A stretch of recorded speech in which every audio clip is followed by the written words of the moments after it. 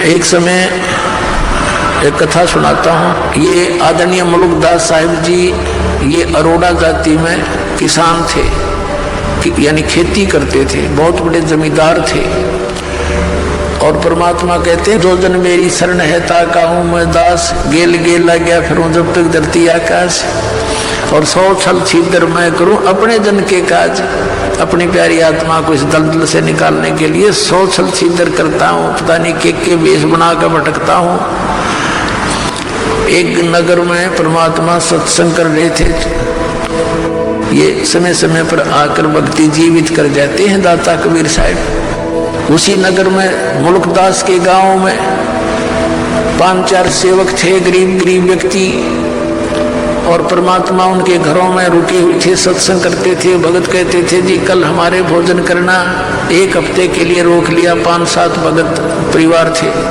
तो परमात्मा जिस भी घर में जाते उनका उद्धार करने के लिए, उनके कर्म बनाने के लिए, तो सब भगत ये सोचते गुरु जी आए हैं, अच्छा सा अच्छा भोजन करवाऊं, यानी खीर बनावें, हलवा बनावें। तो वो चौधरी साहब जो मुलुकदास जी थे, नंबरदार गांव के चौधरी 1 नंबर के, जैसे आजकल सरपंच होते हैं, उसमें नंबरदार की इतनी प्रभुता होती थी। वो तो सुबह सुबह घूमने जाता या घूम कर जंगल से वापस आता खेतों से। तो उधर से क्या होता, गरीब के घर में परमात्मा विराजमान थे और वहाँ हलवा चढ़ा दिया। हलवे में पात डालें जब कड़े में, तो महक दूर तक जाया करे। अब उस मुलुकदास जी ने पूछा, रहा क्या हो रहा भाई यहाँ? जी हमारे गुरु जी आए हैं और आओ आप भी भोजन पा लो। उसने देखा, भाई एक आदमी बैठा है, ये तुम्हारे गुरु हैं? कहा जी। वो चला गया। फिर दूसरे दिन दूसरे के घर में, अरे क्या हो रहा है भाई यहाँ पर? आज यहाँ हो रही है कुछ चढ़ सी। तो उन्होंने बताया कि जी हमारे गुरु जी आए हुए हैं। तो कुछ लोग कहने लगे उस मुलुकदास को कि भाई नंबरदार, गांव में एक ठग आया हुआ है, इन श्रद्धालुओं को लूट रहा है, अच्छे बढ़िया खीर हलवे खाता है और भाई काम करता नहीं, नबी लूट रहा है वो। मुलुकदास वैसे तो भगत आदमी था, लेकिन यह चौधर बहुत बुरी होती है प्रभुता। जाके जिस भगत के घर वो रुके हुए थे परमात्मा उस दिन, अब वो मुलुकदास जाकर के उस घर में प्रवेश हुआ जहाँ परमात्मा विराजमान थे। और परमात्मा कबीर जी से कहने लगे, ए भाई आप कौन हो और यहाँ क्या कर रहे हो?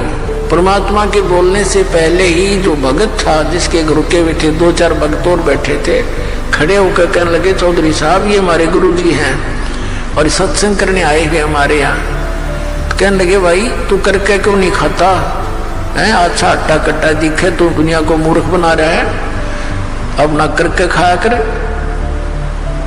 तो परमात्मा कहने लगे, भाई मुझे तो बिना करे मिल जाए, चौधरी साहब मुझे तो बगैर काम किए दे रहा है भगवान। तो मुलुकदास कहने लगा, तेरे को बिना करे दे रहा है, मुझे क्यों नहीं देता भगवान? कि आपको भी दे देगा यदि आपको विश्वास होगा और उन क्रियाओं को करोगे जिससे भगवान बिन मांगे भी देता है। तो कहने लगा, क्या तेरा भगवान मुझे आज रोटी दे देगा? हाँ जी दे देगा, क्यों नहीं, विश्वास करो। बोला अच्छा, अरे ना जी तो सजा देख ले, फिर मैं तेरे को अपने खेतों में रखूंगा मजदूर बना के। और परमात्मा बोले, जब भगवान ने तेरे को आज रोटी दे दी तो क्या करेगा? कि मैं तेरा चेला बन जाऊंगा। परमात्मा बोले, भाई ठीक है, और याद रखिए इस बात ने, पक्का हूं भाई वचन का मैं। वो मुलुकदास जी बोले, मुलुकदास जी का खेत थे पूर्व में, उसका अपना खेत था पूर्व में, और चला गया पश्चिम में दूसरे गांव की सीमा में। वहां एक पेड़ के ऊपर बैठ गया जाकर, अब देखूंगा या मैंने कौन खाना खिला देगा। अब क्या हुआ, ये गडरिये होते हैं बकरी भेड़ पालने वाले, उनका कोई त्योहार था। उन्होंने सलाह बनाई कि भाई इस वृक्ष के नीचे खीर बना लो। एक आधी गाय भी उनके साथ थी, लागड़े हम इतने बकरियां चराते हैं, वो बकरियां चराने के लिए, गाय चराने के लिए आगे को ले गए काफी दूर, और एक दो भगत की सेवा लगा गए। वो वहां उसी वृक्ष के नीचे खीर बनाने लगे। उन्होंने लकड़ लुकड़ तोड़ कर चूल्हा बनाकर और वो खीर बना दी। खीर बन चुकी थी, इतने में क्या देखा उन्होंने कि कुछ घोड़ों पर व्यक्ति आ रहे हैं, दूर से धूल उठ रही है, तेजी से दौड़े आ रहे हैं। उनको पता होता था जंगली लोगों को कि इस तरह की जब कोई आता है वो डाकू होते हैं। वो भाग के डर कर बनी बनाई खीर छोड़कर वो वहां भाग गया अपने मित्रों के पास, जहां उनके दूसरे बकरियों वाले थे। तो उधर से वो घोड़े वाले आकर, बड़ा बढ़िया वृक्ष था उसके नीचे वो खड़े हुए, रुक जाओ थोड़ी देर यहाँ। एक नगारा इसमें क्या बना रहा है, ये क्या है देखियो। उनका सरदार बोला, एक डाकू नीचे उतरा जी, इसमें तो खीर है। वो समझ गए, डरता भाग गया होगा कोई तुम्हारे को देखकर, और खीर बना रखी। तो भाई और कहने लगे दूसरे डाकू के, उस्ताद भूख लग रही है, ला खिला इसने। एक उनमें समझदार साहब बोला, अरे भाई कदे कोई जहर मिला गया हो, कोई साजिश हो, किसी ने खिला के देख लो।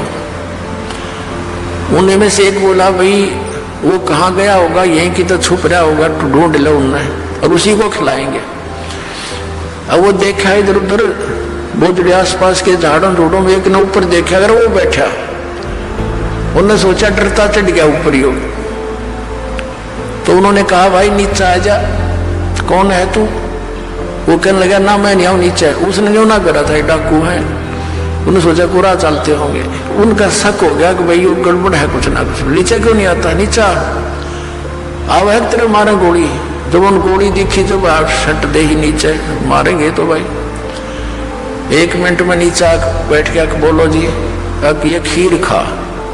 उसने कहल गया थोड़ा सा तो ढक्कन सा था, उसमें खीर डाल दी, अब खा। इसने बोला कतई नहीं खाऊं। अब वो उसकी प्रतिज्ञा टूटे, नो नाटे। उनका पक्का शक हो गया कि बदमाश कुछ ना कुछ गड़बड़ कर रहा है इसमें। वो 2 मारे जूत और लात मारी, खा बैठ के। अब उसने सोचा ये गढ़ेंगे और गड़ा पीटेंगे। उसने वह खा ली और खा के एक मारी लात, 1 घंटे बैठाए रखा, अब मरेगा तो मर लेगा। जब देखा ठीक ठाक है, उसने कहा जी वैसे कोई और बात थी और ये तो कोई और बनावा थे, वो भाग गए डर के। तो बोला तो भाग यहाँ से, उसका मारी लाते को भाग लिया। फिर उन्होंने खीर खाई या ना खाई दूसरी बात। तो उसने जब वो देखा कि ये तो डाकू है और उन्होंने मारे उसका लात, वो घना डर गया मुल्कदास। और करे कबीर साहब को, हे फलाने के गुरुजी जिसके घर में वो रुका हुआ था, उसका नाम लेके हे धनपत के गुरुजी आज मेरी जान बचा दे, मैं तेरा चेला बनूंगा पक्का। अब मालिक ने उसकी फड़क भी काटनी थी और वो वहां भी भरवानी थी।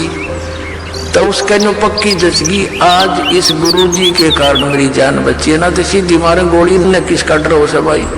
तो वहां से लेकर सीधी सुरती लाई, उसने जान बची, लाखों पाए और परमात्मा के चरणों में आकर गिर गया और बैठ के रोए।